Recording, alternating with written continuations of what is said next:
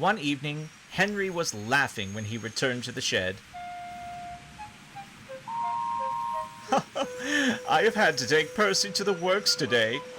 He went past a danger board at the harbor and fell into the sea. Gordon and James laughed too. First Thomas and now Percy. What silly little engines they are, ignoring danger signs. But Duck didn't laugh. How will Thomas and Toby manage the branch line without Percy? He wondered. Never mind, rumbled Gordon. I'm sure the Fat Controller will think of something. And the Fat Controller did. The next morning, he came to see Duck. Until Percy comes back, I would like you to help Thomas and Toby. Duck was pleased, but the big engines were annoyed. What about the shunting, sir? James protested. I am afraid you will have to fetch your own trains for a while, said the Fat Controller. And this time, let's hear none of your no shunting nonsense. The big engines rumbled all day. It had been a long time since they had to fetch their own coaches and trucks. They didn't like it at all. Bother that, Percy, hissed Henry. Fancy being so careless. If only there was a way to bring Duck back sooner, grunted Gordon. Then James had an idea.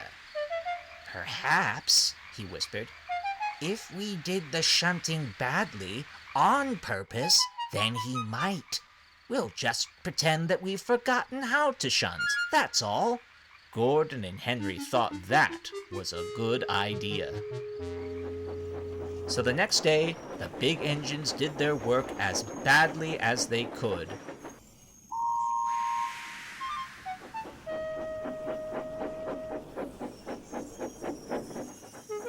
The yard was in a mess, their trains ran late, and the passengers were not pleased.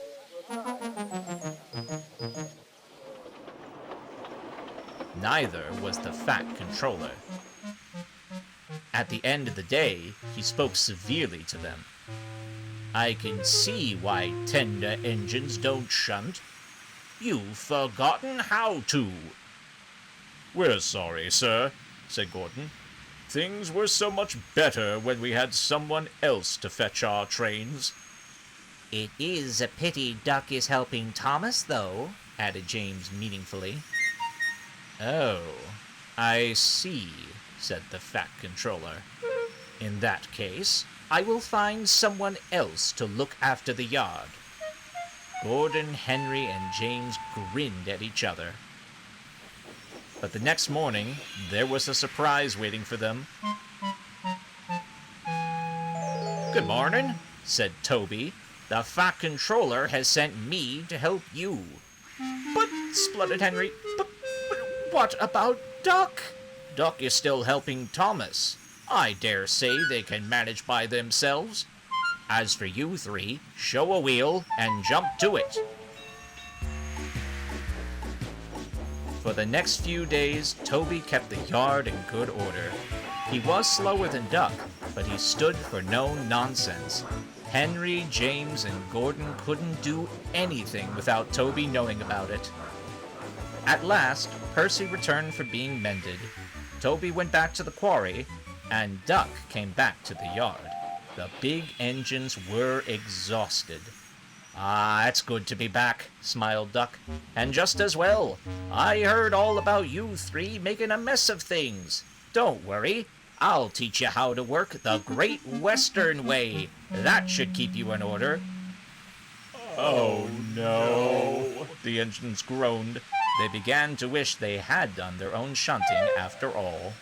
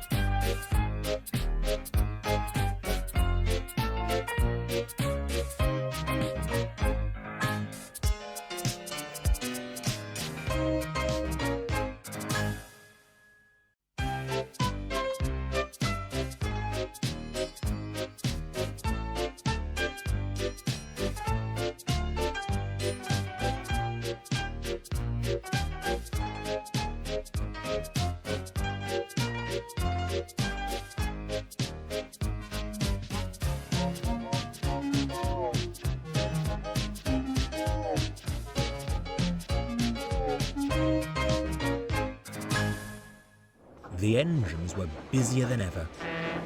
More ships came to the harbours, which meant more trucks were needed. Their trains became longer and heavier. The big engines grumbled, but they still worked hard. Sometimes it became too much for Percy. "I'm exhausted," he puffed. "I can't seem to keep up." "Never mind, little Percy," said James. "You do your best, but we big engines know how to manage trucks." "Yes," boasted Henry. "They know not to cause trouble for us." Somewhere in the yard, one of the brake vans was listening. "What a cheek!" it fumed. "It's us vans that keep trucks in line, not those engines." "Right then, we'll see how well they can manage." Next day, the van was added to James's train.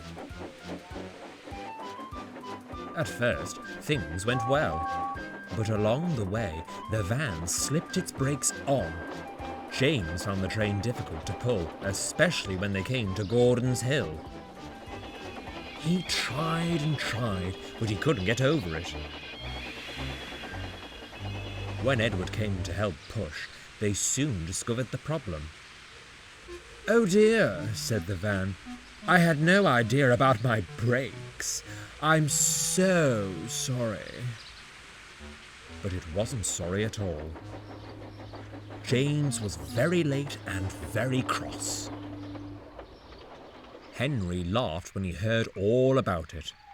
"I thought you could manage trucks now," he teased. "It wasn't the trucks, it was that van," fumed James. "Be careful, Henry, in case it plays tricks on you." A few days later, Henry had to collect a goods train from the other end of the line. When he saw the brake van on his train, he spoke sternly to it. "I've heard all about you. Don't think about slipping your brakes on again. You'll not slow me down." And he bumped the trucks hard. The van was cross. "We'll see about that," it muttered. Henry made good time until they came to the top of Gordon's Hill. He stopped so that the guard could pin down the brakes along the train. When it was time to leave, the van had thought up another scheme. "Beep, beep, beep. Come along," whistled Henry. But as soon as he started away, the van jerked and broke its own coupling. Henry and the truck set off down the hill without the brake van. Henry passed through Edward Station whistling cheerfully. "That's funny," said Edward. "Henry's train hasn't got a brake van. I wonder why." A few minutes later, he saw the van come rolling along by itself. "Gracious me, it's broken away!" cried Edward. He whistled as loudly as he could. The guard heard Edward and realised what had happened. He applied his brakes and brought his van to a stop. Edward shunted it out of the way, and the signalman sent a warning to the next station. Henry had to go all the way back to Edward's station to collect the van. He was very angry indeed. "You are a spiteful brake van," he hissed. "No, I'm not," said the van. "I'm essential. You can't keep trucks in line without me, and well you know it." When Henry got home, he told the others what had happened. "You were right, James. That van is no good. We'll have to look out for old Spiteful in future." Percy couldn't help teasing. "So much for you bigger engines keeping trucks in line." But from then on, all the engines were extra careful when they had to use the Spiteful brake van. Will they ever make it behave? Time will tell.